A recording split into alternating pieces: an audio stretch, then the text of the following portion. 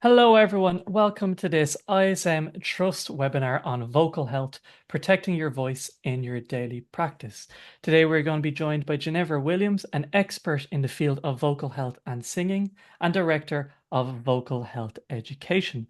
Before I hand over, please do use the chat box, introduce yourself, let us know where you're tuning in from. Do use the Q&A function below for any questions. If we can get to them, we will. If not, we'll try and answer them afterwards. And this webinar will be recorded and sent out to you afterwards with the slides.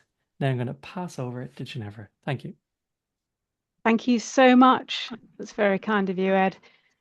I am very pleased to be talking to you today.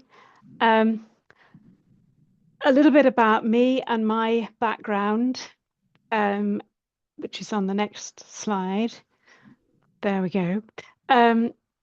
I work as a trainer of teachers. I work in a clinic, in a hospital, and I also do one-to-one voice rehabilitation with singers, people who use their voices, who are having problems with their voice. So quite a varied background in this.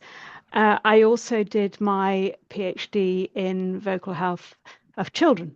So I have that academic background too. But what I'm going to talk to you today is about just a few simple pointers for what you can do to help your vocal health and look after your voices. I am actually asking somebody else to do my slides today because I've got locked out of my computer. So this is why we might be a little bit clunky. Fingers crossed, will go smoothly. Common issues for singers. These are the things that come up all the time.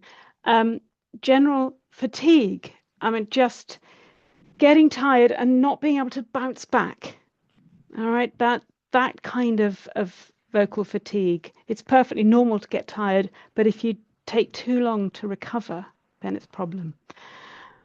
Feeling of discomfort, aching, soreness, sometimes burning, can be all sorts of causes for this.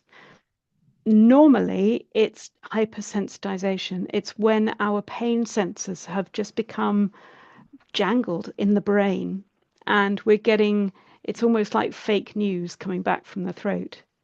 So teasing that apart is quite useful. And then, of course, we have issues with the voice, like maybe loss of range, often loss of high notes. It may be problems over the passaggio that weren't there before, unable to access your mix, or problems with belting. Any of those that are to do with your larynx itself. So what is it about singers that make them special and different from instrumentalists? As singers, we have our larynx inside our body. And the way that we perform is storytelling. It's emotion. We have to be emotionally involved. We cannot see things from a distance. Because of that internal sense of the voice, and how our voice is so much part of our identity, then our work is always dominated by anxiety. Another thing to know that's really important is that singers do know their own voices. If somebody says, my voice isn't quite how I want it to be or how it is usually, it doesn't necessarily help to say, oh, it sounds fine to me, because they know. Singers know when their voices are not quite right. And singers, especially professional singers, I will say, are not neurotic because they don't make it. All right, singers are really, really practical. They're very good at making compromises. So you've got a singer who's got a problem with their voice, and you're going to feel really anxious and vulnerable. You will be frightened of people finding out. This is a massive issue, which I deal with all the time when I'm doing rehabilitation work with singers, is they cannot have anybody find out that they've got a voice problem. It's so unfair. You know, if a footballer tears a ligament, everybody understands and they say, oh, never mind, hope you get better soon. Nobody says, well, you shouldn't have done that. You've obviously got bad technique. But that tends to be the message when singers and instrumentalists get a problem, that they are blamed. So the singer will be feeling guilty that they've done something wrong. And of course, they haven't done anything wrong. It's just bad luck. These things happen. So singers, although they know their own voices really well, they know what it feels like, they may not necessarily have a very thorough scientific understanding of what's going on with their technique. A lot of singers, a lot of very excellent singers, just learn by doing it a lot, and they don't necessarily have the training. So when things go wrong, they have less tools. If a singer is scared and anxious, which they will be, and their belief systems are that one particular thing may have caused the problem, or that they can't possibly be doing anything wrong because they've been to the best teacher, etc., etc. It's very important to respect those belief systems.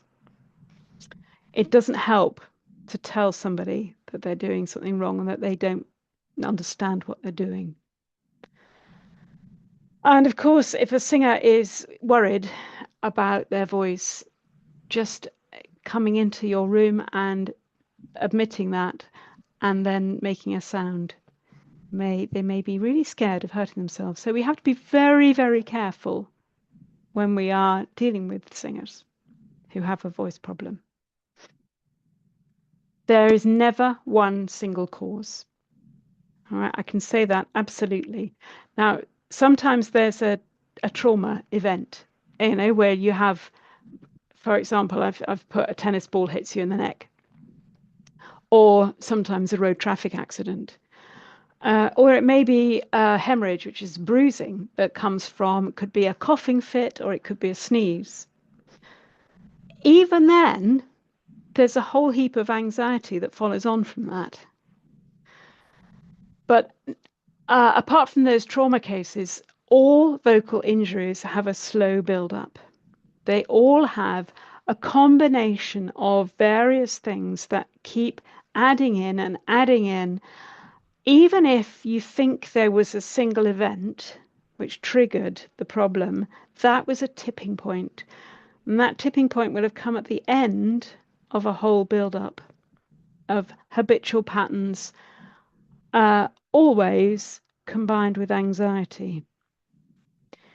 So even singers who have really, really impeccable technique, which doesn't exist, obviously, can still do too much for too long. So everybody is vulnerable. Everybody will at some point have a vocal health issue. And there is always anxiety in there.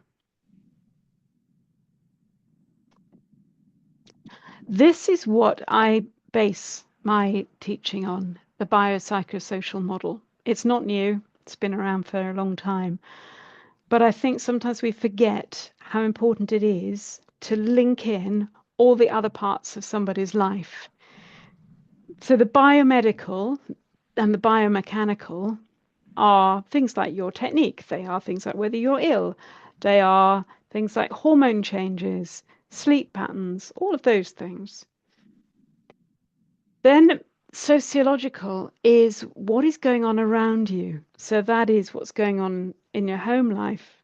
Have you got extra stresses going on at home? Your work environment, are you being asked to rehearse too much for too long? Are you being bullied by your director? Are you not getting on with your bandmates? Are you on tour and having to live in hotel rooms? And are you having to set up your gear every day before you sing? All of those are sociological. And then we have the psychological. And really, our psychological profile is linked into everything that's ever been said to you. It will have some kind of fingerprint somewhere for you. And that, of course, links in with performance anxiety and all of those aspects. So why is this important for our voices? Well, if we're going to perform to our optimum, ideally we need to be healthy, happy, safe, and secure. If you are worried about something, if you're anxious, if you're frightened, if you are exhausted, that will reduce your resilience. And what happens then is you start holding on. We start getting holding patterns, and those holding patterns will be in the body, in the shoulders, in your breathing, in your neck. And those holding patterns, of course, not only reduce your overall flexibility, but they are going to impact what you're doing with your voice. And the follow on from that means that you are more likely to get an injury. So what gets in the way of singers just getting better when they get a problem? There may be work that singers say, but I've got to do this. And, in an ideal world, you take time off, but you can't always do that. The need for secrecy, which I've talked about. Compliance and commitment. So that is, with the best will in the world, sometimes people don't do the exercises that they need to do, that they don't get the early night that they need to get, that they don't try and cut out smoking, drinking, because it's difficult, because they're human. There are obviously maybe financial pressures, and those will be pressures to continue working, and also pressures meaning that they are struggling to find the resources to pay for rehabilitation work. Emotional, psychological barriers. Change is difficult. Change can be threatening. All right, so if you're asking somebody to do something differently, that can be quite scary. And another significant issue is they may have been given a wrong diagnosis. Singers may have gone and been told that there's, like, they've got reflux, and maybe they haven't got reflux. And so that wrong diagnosis doesn't help them get better.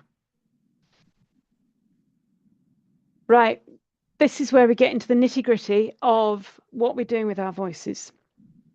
So vocal loading. That's a term that we use to describe the stress and strain on the vocal folds. Vocal folds are in here, in the throat, in your larynx, which you can feel here at the front, like a sort of egg-shaped lump there. The vocal folds are in there, and they vibrate like that together when you speak or sing. And mine, as I'm talking to you now, my vocal folds are vibrating about 200 times a second, which is quite a lot of impact. The more hours I do that, the more tired they're going to get, the more those tissues are going to get prone to a bit of inflammation. The louder I use my voice, the harder they collide together. So that's going to impact our vocal health and resilience. And of course, emotional stress. I'm going to keep coming around to this. I keep coming back to anxiety because it is the single most important aspect of all of this, is to really understand how that will impact our health and our resilience. And as I said before, anxiety creates tension in the system so that our voices are not going to be working as well as we would like them to. So what happens as we increase vocal loading, that collision there, is the vocal fold mucosa, which is the surface of the vocal folds, gets irritated. As if you clap your hands together hard for 10 seconds, they're going to feel hot, burning, a bit sore. That irritation means that you get a bit of swelling in there. Now, a bit of swelling, edema, is fluid retention. The fluid comes in as part of the healing response. So that's a good thing. Huh? That swelling is what happens when tissues heal. However, that slight swelling in the vocal folds that you're trying to vibrate together to create the sound will impact how easily they vibrate. And so you may find yourself pushing a bit. And I'm sure you've all at times had slight inflammation in your voice and you've just had to push through. You may have noticed that you didn't have an easy onset, that there's a slight delay to the onset, or you may notice that you just got to work a bit harder. What happens when you work harder is you are colliding your vocal folds together with greater impact, leading to more irritation. So we get into this cycle. And this is what happens at this time of year because people are using their voices a lot more. There's a lot more rehearsals. There's a lot more stuff going on. Classroom teachers are using their voices a huge amount, getting tired. The weather's getting worse. They're more likely to get coughs and colds. And this is where people will push through any infections that they get. And that, again, is going to exacerbate the problem. So what can we do? Pacing. Okay. Here is a clock face. All right. And we've got 40 minutes of voice use and 20 minutes of rest. So this could be your rehearsal. It could be a singing lesson. It could be your practice session. The 20 minutes of rest is going to be much more effective if you break it up into lots and lots of mini breaks. So I'm not suggesting that you take more time. I'm suggesting that you distribute the time into lots of mini breaks. So that pacing means that that inflammation has a chance to go down. So bear this in mind when you're structuring rehearsals, when you're doing your practice. Have a mini break. A mini break is only a break from voicing. All right, you can still work, you can still listen to music, you can still look at your score, you can still work out a little bit about the storyline, but just keep quiet as frequently as possible through that rehearsal time. And what else can we do for pacing the voice? This is just a bit of general information that singers who are fit heal quicker. And this is just from some research, 2017, a while ago now. But a fit body has a more pay-as-you-go for the exchange of oxygen and carbon dioxide. And voices recover quickly. So we all hear that exercise is very good for your overall health, but actually it does help you heal more quickly. So that means getting out for a walk, even if it's a cold, windy, wet day. Try and go out and do a little bit of exercise every day to improve your ability to heal and recover. What else can we do to reduce inflammation? Well, this is where we are getting into specific warm-ups and exercises. Now, in the picture there, we've got a person with a straw in a glass of water. And what they're doing is blowing into the water and then making gentle pitch glides into the water through the straw. And those gentle pitch glides up and down will reduce the inflammation in the vocal folds because we're very gently stretching and massaging the vocal folds.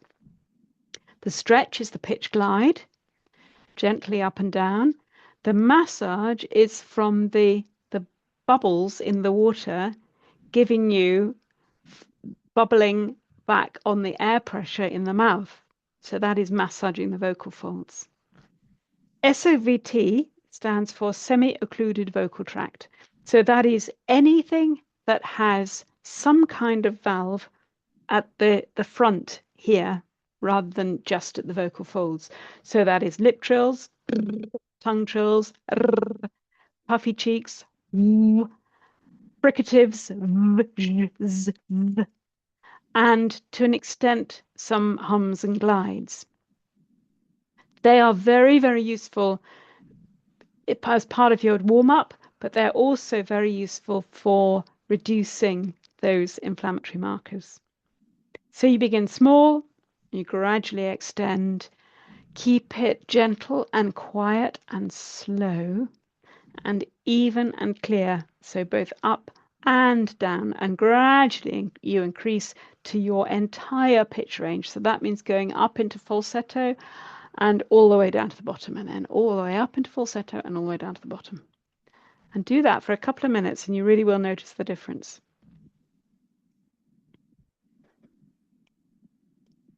Moving on, what happens when you're tired? This can be tired from a bad night's sleep. It can be tired from lots of singing. It can be tired because everything's getting on top of you. When you're tired, you've got limited resources. So you need strategies for budgeting. Budgeting energy is exactly the same as budgeting your finances. What I suggest to kids actually is that it's like having a mobile phone with a flaky battery. And if you have got a flaky battery and you know that it's going to jump from 40% down to 10% with no notice, what do? You turn it off. You turn it off because you need to save that last 10% just in case you need to get in touch with somebody on your way home. The same is true for your voice. If you've got limited resources, if your voice is really tired, then you save it. So you don't go and have a loud conversation in the canteen. You go and sit somewhere quiet when you're not in rehearsal. You take yourself away from noisy environments because that you're going to have to shout then, aren't you? And we know that loud voicing increases that vocal loading. Have those warm-ups. Oh, sorry, can we go back one slide? Yep. Have those warm-ups with the semi-occluded work with the straw in water. Keep doing that through the day. If you are talking in loud places, talking to lots of people, use your hands as a megaphone. Easy. Increase your twang resonance. That's a technical thing, but I'm sure a lot of you can work out how to make a twangy sound. And yes, taking yourself away from noisy places. Just know when it's time to go home. Sorry, we can move on now. So if you do get a viral infection, all right, we know a lot more about viral infections since COVID. And we know about how they are transmitted. We know about washing your hands. We know about not coughing on people. We know about ventilating rooms. We know about wrapping up warm, all of those things. If you get a cold and you've got an awful lot of mucus, mucus is a really good thing for the voice. We can't make a sound without mucus.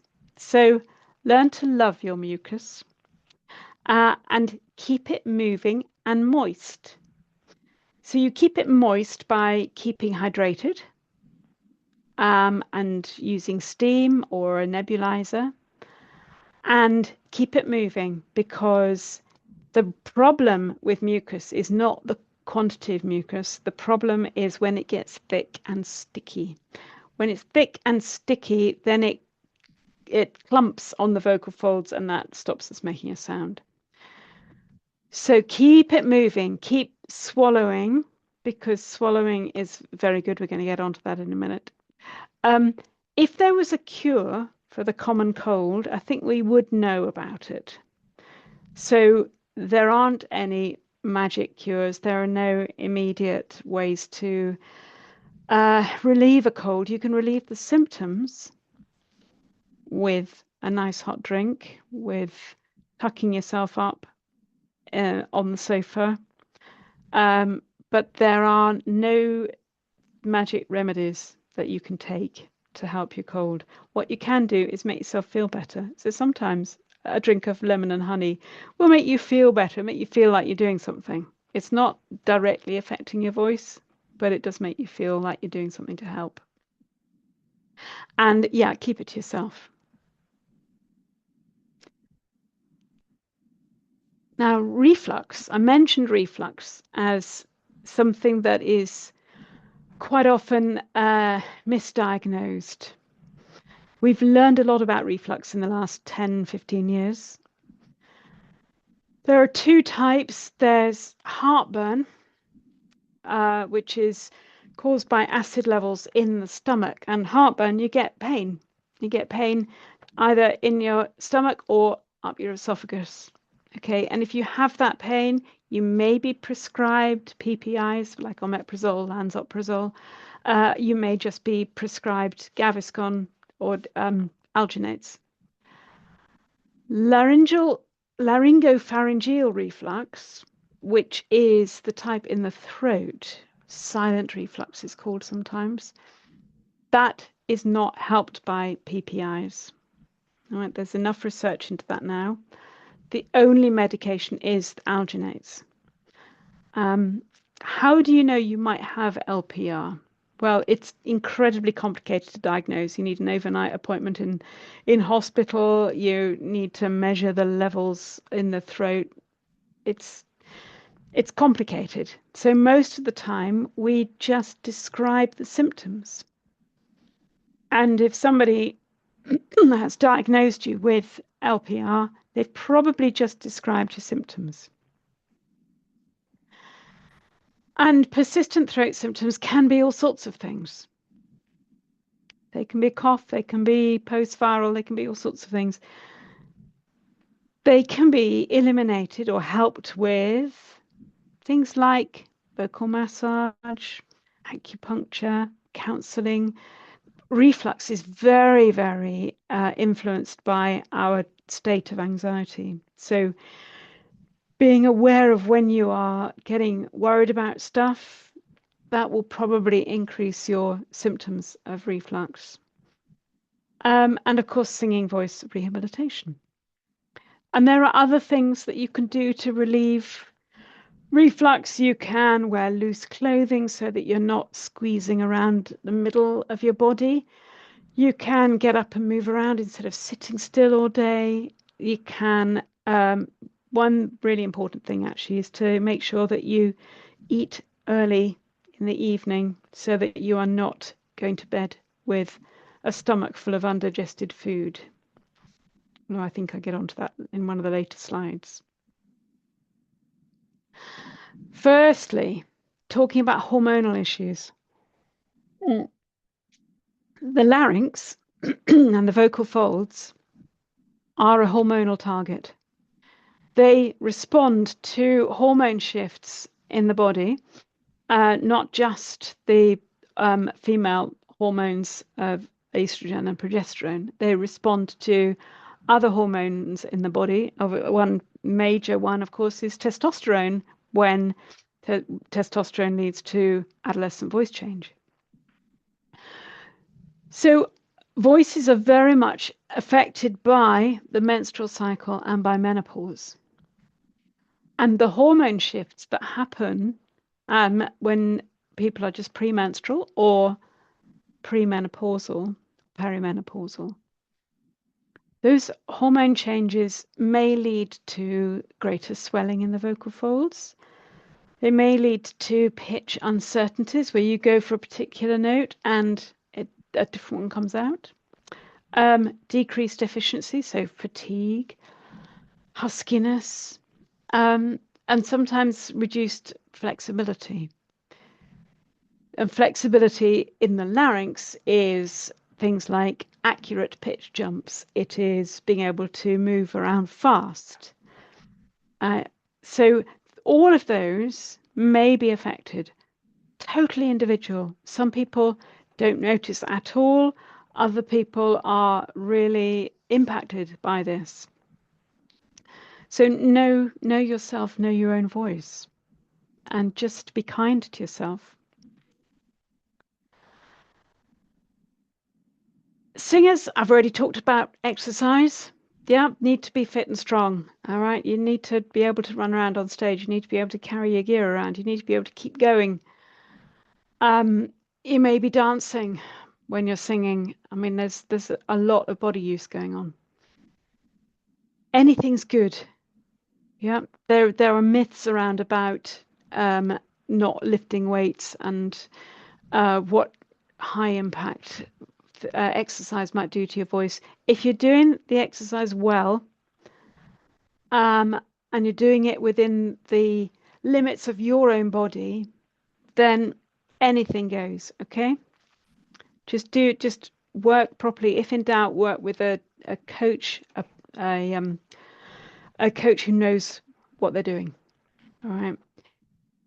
Maybe if you want to check in and move around your head while you're lifting, that might help. So the sternocleidomastoids are these muscles down here that you see when you turn your head from side to side. All right. So if you can move your head around while you're working, that can help. Make sure that you're balancing what you're doing.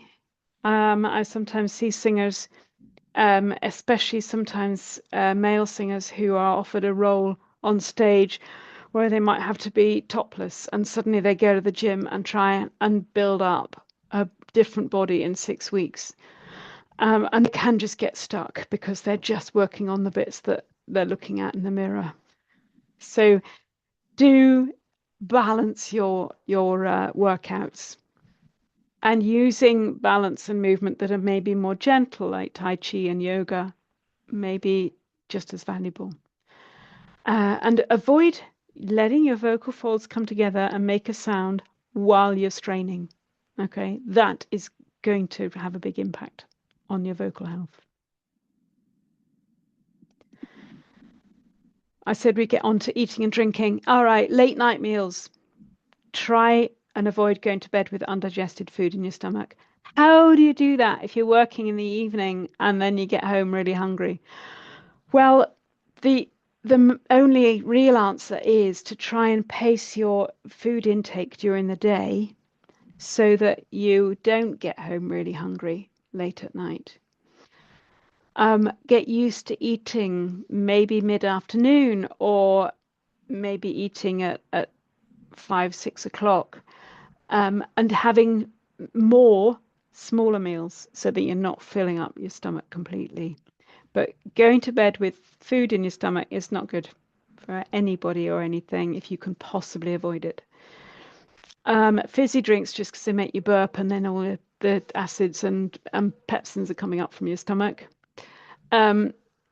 Dehydration. So keeping hydrated is, I think we all know now that it's really important.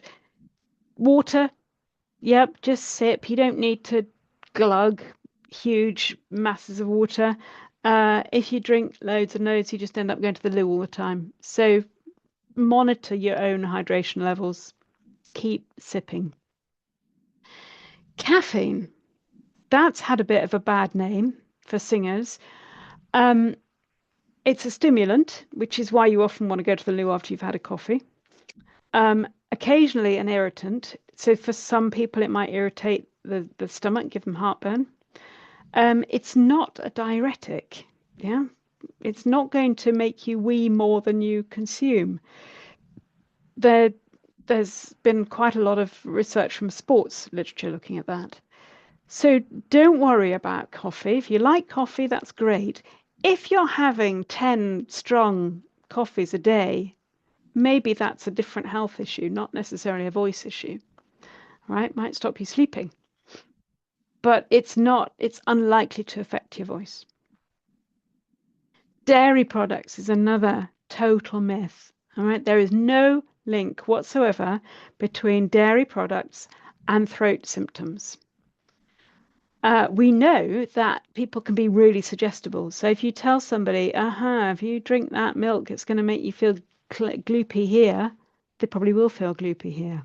All right, but there is no evidence to say that would be an issue.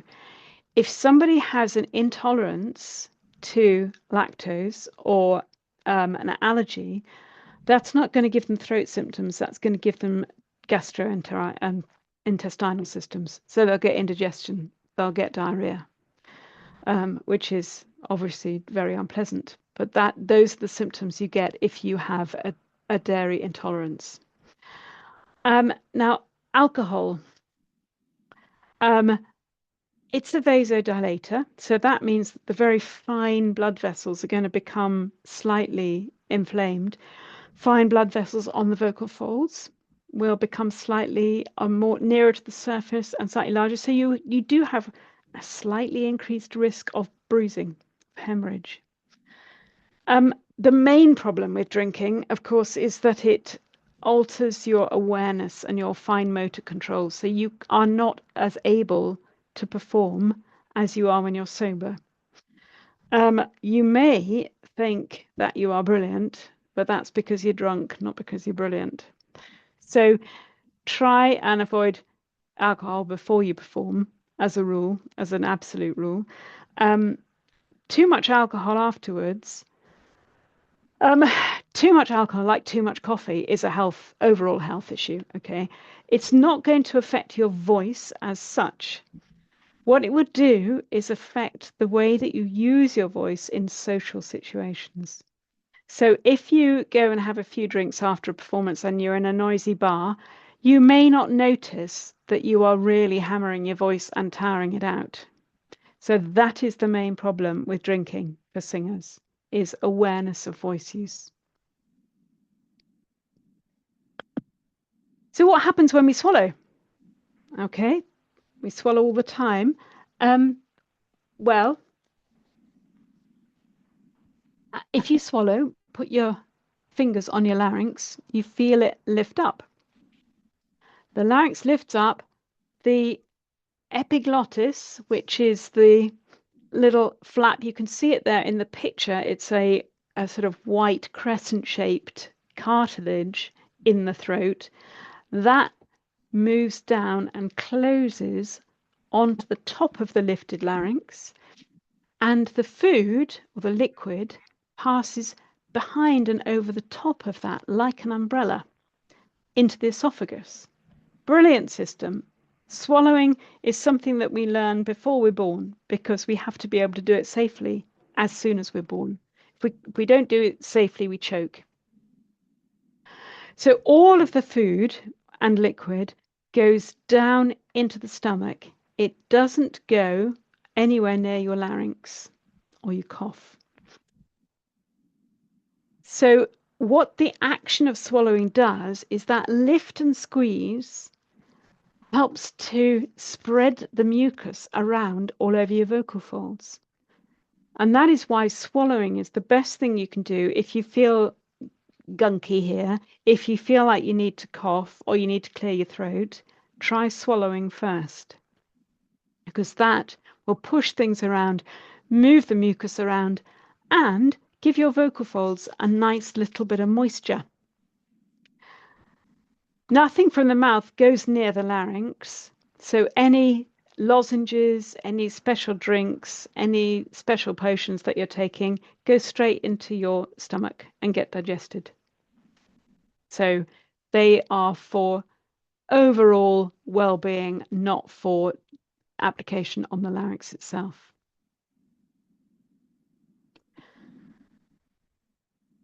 When we are hydrating, we're doing both systemic and topical hydration. So systemic is the whole body getting hydrated. That's when every cell in the body has got enough water in it to function well.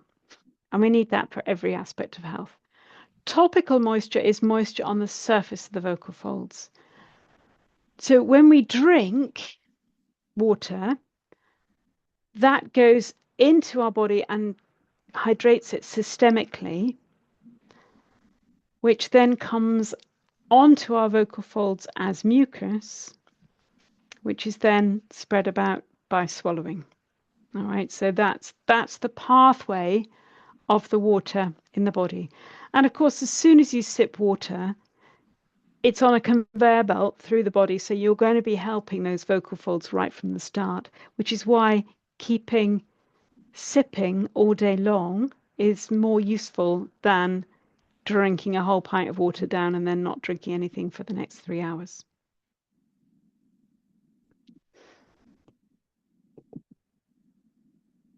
When we are dehydrated,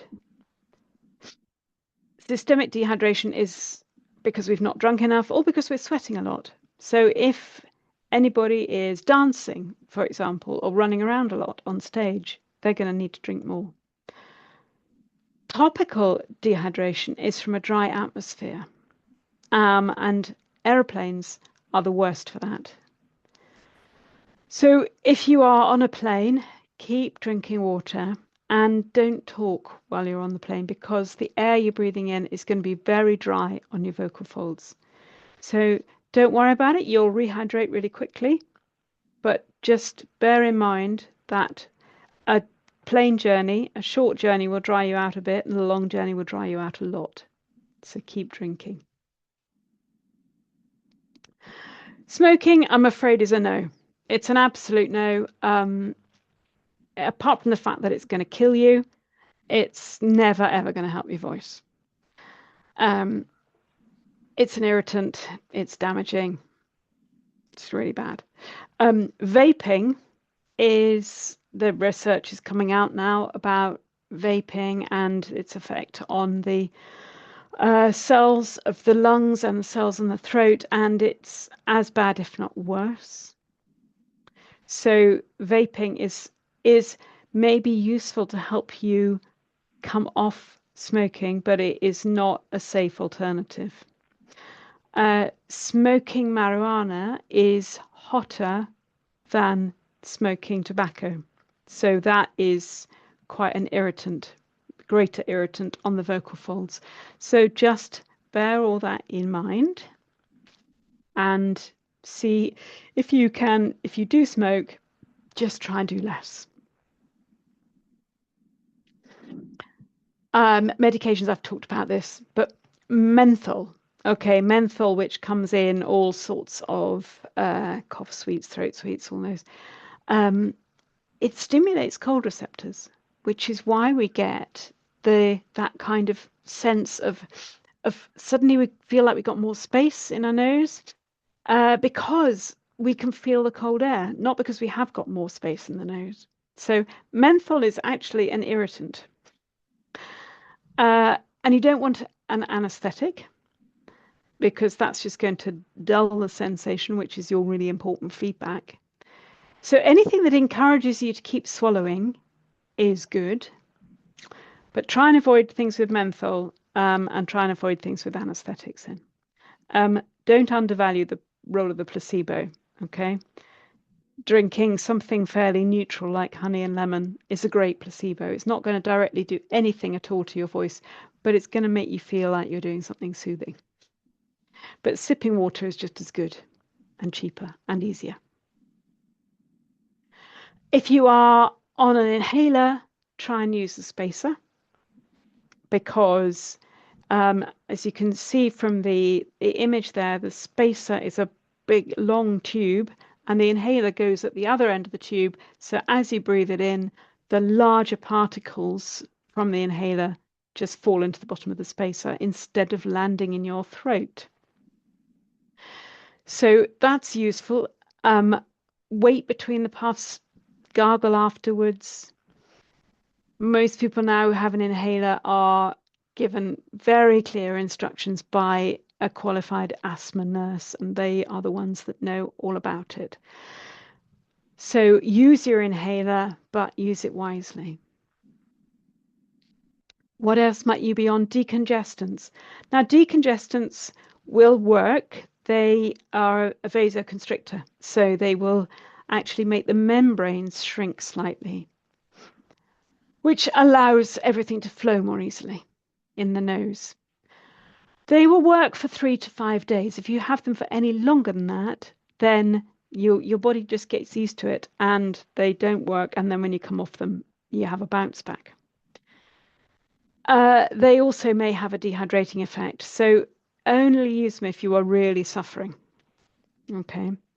And if you are using anything that you are squirting up into your nose, like a decongestant or a nasal spray, cross arm, go across into the opposite nostril, because then you get it into the right bits of the nose. And you can use a sinus rinse, all right? And you can use a neti pot. You just tip the water into your nose and it comes out the other side. And that helps a lot with rinsing out thick mucus and also rinsing out irritants if you get hay fever, for example. And steaming, we know, is going to help your voice, all right? It can't harm, all right? It can only harm if you dunk your face into the boiling water. So you don't need the water too hot, all right? If it's absolutely boiling and there's a big bowl of it and you put your heads right over, then that might be quite irritating. So just judge it for yourself. You need enough hot water to give you at least 5 minutes of steaming. Don't put any oils in, all right? Just the steam. Nebulizers are good as well. Now, nebulizers are great because they are more portable, because you don't need hot water. They are expensive. Boiling water is as free as the price of boiling a kettle.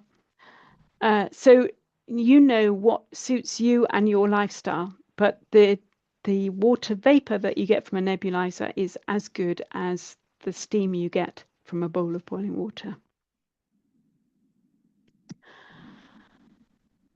Cough medicines. The cough medicines for dry, tickly coughs are a sugary placebo. All right, now don't undervalue the placebo. They may feel very helpful, but then they don't have any active ingredients in them that will stop you from coughing. If you have a cough medicine that is for a productive cough, chesty cough, it will have guaifenesin in it, which is quite useful actually, because that will increase the production of thin mucus. So when you've got all of that thick mucus clogging up your lungs, you increase the production of thin, it just flushes it all through. So that can help. And there are other medications that have those expectorant things in them. Mucinex is one that you can get from the US, or you can get it online. Just bear in mind that if your cough is from dust or from asthma or from reflux or from an allergy, then cough medicine isn't going to be any use at all. So know your body and know your triggers. What have we got that you can safely do? Lots of things. Steam, I've talked about. Sleep. Sleep is the best healer that we know. And if you're having difficulty sleeping, then just lying in bed, listening to something, reading a book, going through stuff in your head, nice things in your head, not worry things. Try and sleep. Now, there's a great book on sleep. Can't remember who it's by. Matthew somebody. And I read it and thought, I doubt whether he's ever had children, because being without, thank you, Matthew Walker. Being without sleep is not always a choice. Sometimes we are woken when we don't want to be. So be kind to yourself. If you are losing sleep, if you are being woken up, know that your resilience is going to be a little bit under. Okay, so make up for it in other ways. Voice rest. Now, that doesn't mean complete silence. That means being sensible. That means not going into a noisy bar and talking loudly for a whole evening. It means staying at home and watching a film instead. Exercise is really great for overall health. Sometimes a change of scene is what's needed. Just get yourself out, go for a walk, just go and meet up with somebody you haven't seen for ages. And mindfulness. I put change of attitude there. All right. Sometimes you can't do anything about all the worries, but you can maybe start to look at the way you respond to them slightly differently. And find something that works for you. Find something, either listening to an app or, as I say, going for a walk or just meeting up with somebody who you can have a nice chat with. Something that works for you to regulate your nervous system, and just you come away feeling refreshed and feeling like you've done something helpful for yourself.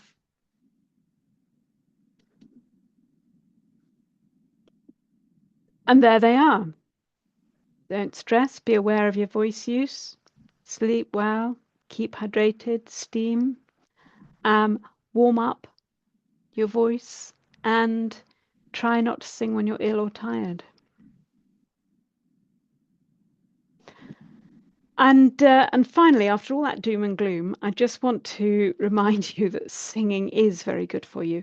And singing has been shown to be one of the most beneficial things that humans can do. Singing, especially in groups, is really good for your mental health. It's really good for your overall health. It's good for your social bonding. It's just good for everything.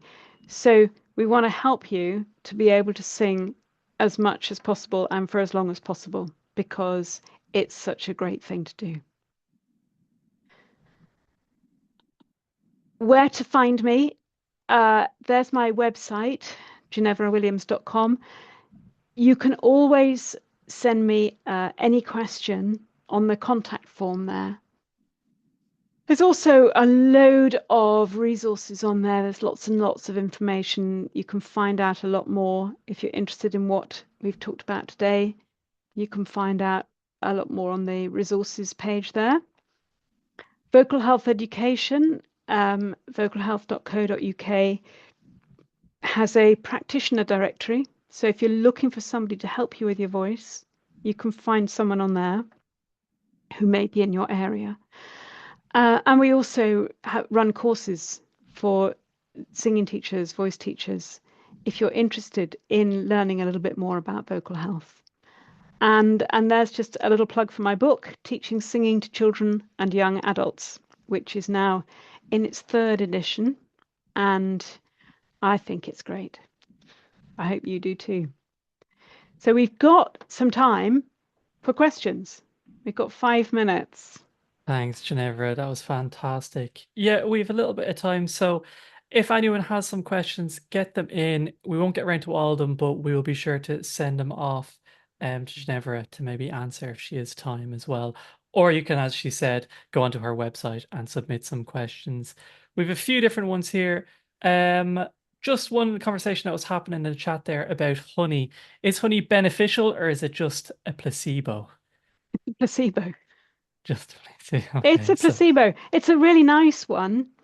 And honey, certain types of honey have got a benefit if you apply them to, for example, to a wound. They will help healing. But you can't stick that on your vocal folds. It's not going to, honey and vocal folds does not go together. So you can only swallow it, in which case it's going to go into your stomach and get digested. So it tastes nice, but it's not going to help. we have a pre-submitted one here, which we might have covered a bit of. During periods of illness and vocal fatigue where vocal rest is not an option, how do you suggest to continue minimizing damage? Well, I would say those pacing techniques. So building in lots and lots of mini breaks and keeping the sliding going. So just when there's a quiet moment, just up and down, just to stretch and massage those vocal folds and make sure that you are reducing the inflammation and helping them to come together in the easiest way that they can. Right. An interesting one here from Petra. I have a choir with a mixed age group ranging from 16 to 91 years. What advice can I give to more mature members to look after their voices outside of practice? Um, it depends how mature, uh, because the issues change as people get older. Voices tend to get weaker because they're not using them so much. So the most important thing is that they do keep singing, and that they keep exercising those muscles. So keep singing. And if they live alone or they don't get out much, to try and talk out loud at home. So they're using their voice every day. Because sometimes elderly people will go for days without speaking to anybody. And then the muscles get weaker. So keep using your voice, get out and about as much as you can. Um, Adjust your expectations. Your range is not going to be the same as it was in your 30s. So you may need to change the voice part that you sing. And that's not a failure. That's just being a sensible adaptation. We have one here from Lisa that might be common for a lot of teachers. What action should you take if you suspect a young pupil has nodules? Um, Firstly, you can't know that they have nodules. You can't even suspect that they have nodules. The only way you can know that is with a camera down the throat. If they've got a husky voice or a voice that is uh, limited in some way, not responding, it could be due to many, many different factors. And the thing to do is to get them seen by a specialist. So either going straight to a voice clinic via your GP or to a voice rehab specialist who will be able to signpost a bit more clearly and know a little bit more about what they might be listening to or listening for. Great. We have one here from Louisa. When nebulizing, is it better to use a lower or higher salt content, or will it make no difference for singing? Um, oh, lower or higher than what? Um, I think I can't remember offhand the exact dilution. Um, no, I can't remember. There is a standard dilution of salt, but I'm sure we I can can't. find Yeah, that and and include it afterwards. and you can't. I don't think you can put too much in there because it just won't dissolve. Oh yeah, There's a yeah. limit to the amount of salt that would dissolve in water, isn't there? Yeah, Yeah, Louisa here says some have 0.3%, others have 3%. So whichever you like. Do a controlled experiment and see which one you prefer. we have time for one more here.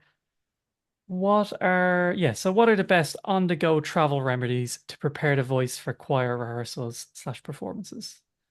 Uh, on the go, have a bottle of water with you. Uh, Maybe have a straw that you can pop in the top to bubble through so that you can warm yourself up before you get to rehearsal and you can warm yourself down at the end of the rehearsal. Um, you can, didn't mention this one. Really useful if you want to keep hydrated topically and you can't steam and you can't nebulize, you can get a wet flannel and put it over your face and breathe through the wet flannel. You can do that on an aeroplane. You can do that in the wings. You can do that anywhere. Just breathe in through the wet flannel and you will be moistening the air that goes in. So that's an easy travel remedy. Wet flannel, bottle of water, and a straw. Off you go. Great. Fantastic. Thanks for that, Jenevora. Thanks for that great session. Thank you for everybody joining us in this ISM Trust session. Our next webinar is on the 2nd of December, and it's On the Road, a guide for touring musicians. The recording for this webinar and the slides will be sent out afterwards. If you have any further questions, please forward them on to us or to Jenevora at jenevorawilliams.com, and we'll be sure to get them answered. If you have any more questions about ISM membership, please email membership@ism.org and we can fill you in with all of the details. Thank you very much, everyone. And thanks, Ginevra, again. And I hope you have a great evening.